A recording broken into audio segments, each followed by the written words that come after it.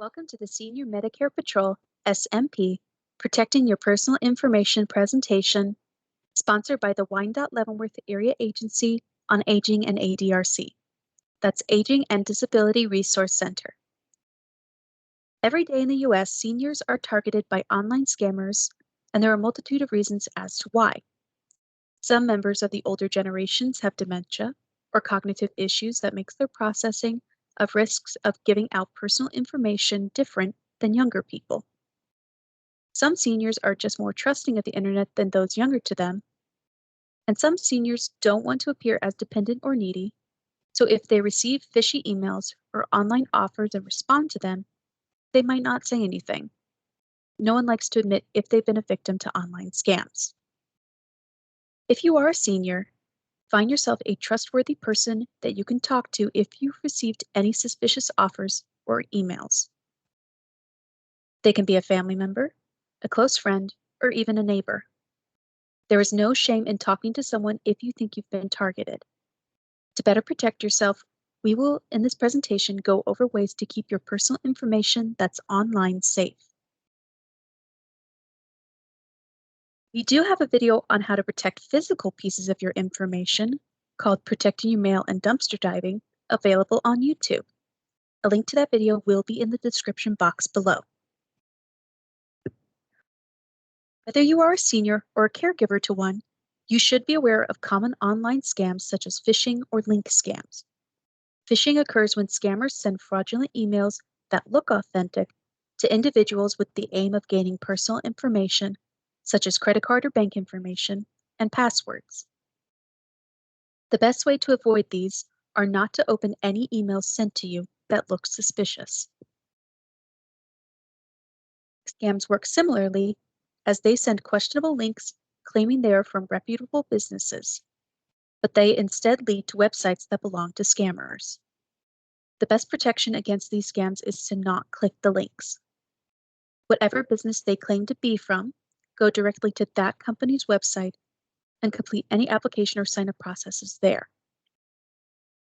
There are other forms of scams out there, such as IRS scams, fake bank and credit card notifications, or emails that threaten police action if you do not respond to them. To find out more about these scams and what to do if fraud has been committed with your information, you can watch our video, Senior Medicare Patrol SMP Identity Theft. The link will be in the description. If you have given out personal information online or think it may have been compromised, be sure to monitor all your financial accounts. Keep a close eye on bank statements, withdrawals, or any opening of new accounts.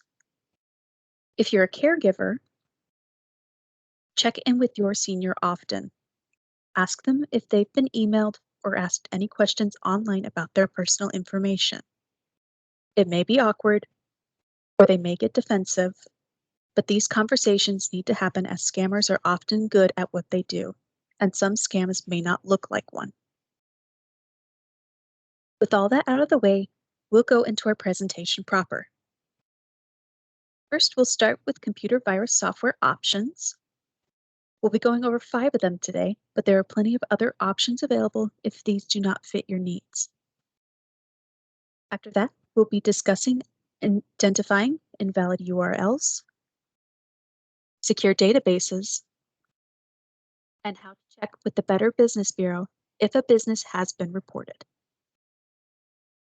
We'll then draw the presentation to a close with how to protect your passwords and how to properly dispose of a computer. In this last section, we'll go over where some electronic recycling centers are in both Wyandotte and Leavenworth County. So, let's get started. 5 computer antivirus software options. Antivirus software is a program which detects, prevents, and removes software viruses that can harm or threaten your computing devices. They are an important security tool that helps protect your information from falling into the wrong hands. The first that we're going to be talking about today is Panda. They do not have any monthly plans, but they do have annual plans that range from $47.99 to $133.99.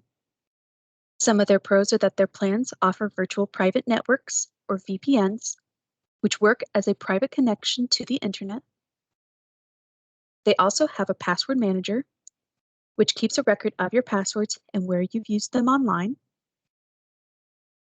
They have a rescue kit, which removes malware or viruses from an infected computer via a USB drive, sometimes known as a thumb drive.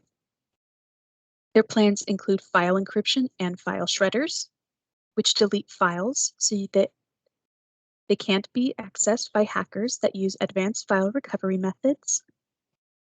And Panda also offers a 30-day money-back guarantee. Their cons are that their customer support only offers email support requests for the majority of their plans. Their premium plan members do get live chat or phone support. And their last con is that some of the customers report that Panda has less features that other systems have at a cheaper price. Next company we'll be going over is McAfee. McAfee does not offer any monthly plans, but their annual plans range from $29.99 to $39.99. Their pros are that they offer file shredders, password managers, VPNs, and a free app for Android and iOS phones.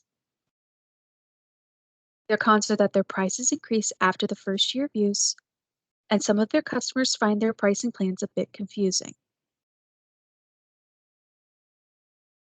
AARP Norton 360 is next. They do have monthly plans from $5.99 to $11.99, but they do not have any annual plans. Their pros are that they are approved by the AARP, so their deal with Norton is only available to those 65 and older. They also offer VPNs, have plans that cover from 1 to 10 different devices, and have a 60-day money-back guarantee. Their cons are that mobile users might have to download up to 4 different apps for full account security. Their VPNs don't allow torrenting, which is downloading or uploading files through the BitTorrent network, where you usually download files to a central server, a link that downloads directly to your own computer. Torrenting breaks down files and splits them up among other people's devices who also use the network. Lastly, their customers also report that their VPNs run a bit slowly.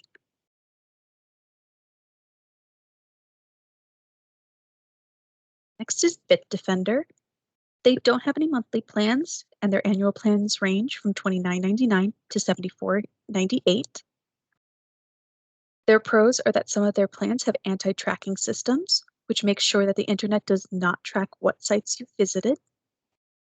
They also offer VPNs and enhanced ransomware protection. Ransomware is a type of malware that can publish its target's personal information or block any access to it unless a ransom is paid for it. Their cons are that their prices increase after the first year. Their unlimited VPN access requires a separate subscription. And some customers complain of a lot of pop-ups from Bitdefender. The last company we'll be discussing is Kaspersky. They do not have any monthly plans, but they do have annual plans ranging from $39.99 to $99.99. Some of their pros are that they have ransomware protection, phone and live chat support, separate macOS specific solutions, so Apple product users can use Kaspersky, and a 30-day free trial for all of their paid versions. Some of their cons are that they do not have single device or single user plans. Their identity theft protections are only available to the top level plan. They do not offer unlimited VPN plans. And finally, their prices increase after the first year of use. Now we'll be going into identifying invalid URLs. A URL is an address of a web page. Up at the address bar at the top of your web page, it should read either HTTPS or SHTTP. You'll see it in the top right picture highlighted. It should not read HTTP, as that is not a valid URL. If it does read that way, it can mean that the web page does not exist, it's an incomplete URL, or there's a mistake in the spelling. Make sure your connection to a website is secure. There should be an icon either at the bottom of whatever web page you are on or up in the top left-hand corner of the address bar. If it changes from a broken key to a complete one, that means it's gone from a broken to a secure connection. Another icon which you'll see highlighted in the bottom image is a closed lock. Closed means secure, and an open one means not secured.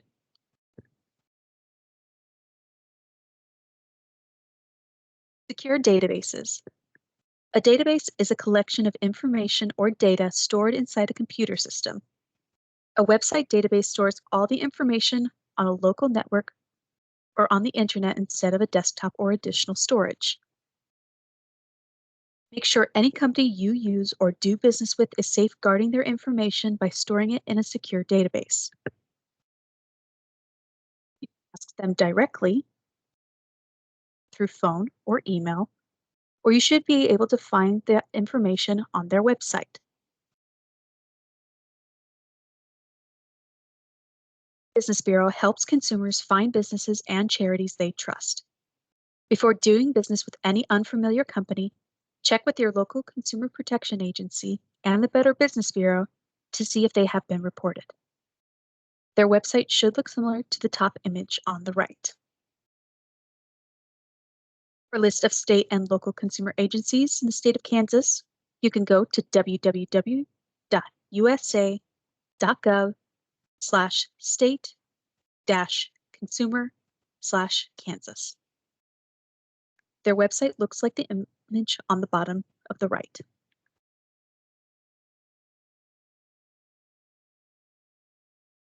We're going to be moving on to how to protect your passwords. Passwords you use to access online accounts, including email, should be treated with as much security as the one for your ATM. Always password protect your laptop. Be sure not to use the same passwords multiple times, and use a password manager to keep track of your passwords and where you used them. You can also keep a written account of your passwords, but be sure to keep it in a secure location.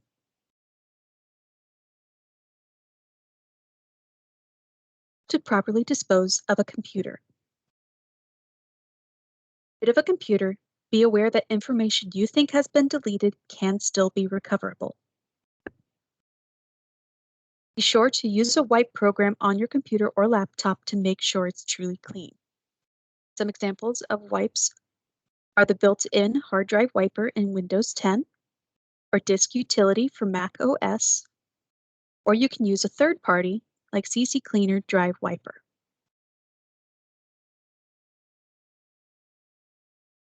If you do a factory reset on your computer, know that it does not fully clean out your hard drive. It only makes some of your information inaccessible. If you wipe your computer, you only need to do so once. Doing it multiple times doesn't really achieve much. To destroy the hard drive of your computer, you can contact your local shredding services to see if they offer storage drive shredding. There are a number of other ways to dispose of your computer. You can sell it, but be sure to wipe it clean before doing so. You can also repurpose your old computer. The storage drives on them can become an external drive you can use for a backup or for storage. You can donate. Charities can use your old tech and put it to good use. Some not-for-profits sell them to hobbyists, or they can recycle them.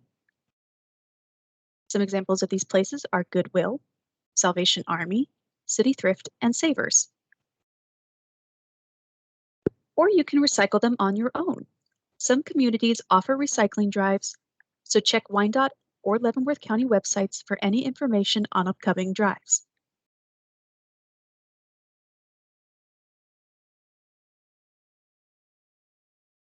Here are some electronic recycling centers in both Wyandotte and Leavenworth County. Be sure to check their websites for business hours. Some locations will take your items free of charge, but others will issue a fee for their services. If you'd like to find another location, Recycle Spot offers a search engine where you can type in your zip code along with what type of item you'd like to recycle, and will provide multiple locations that fit your donation needs. The link is in the description. There we have reached the end of our presentation. If you like our content, check out the Unified Government of Wyandotte County, Kansas City, Kansas's YouTube channel at www.youtube.com/c/unifiedgovernment. Once there, click the Playlists tab and choose Wyandotte Leavenworth Area Agency on Aging. Be sure to like, subscribe, and share. Like to speak with the Council on Aging? Their office is located at 1830 South Broadway Street in Leavenworth, Kansas. Their main office phone number is 913-684-0777, and their office hours are from Monday through Friday, 7 a.m. to 4 p.m.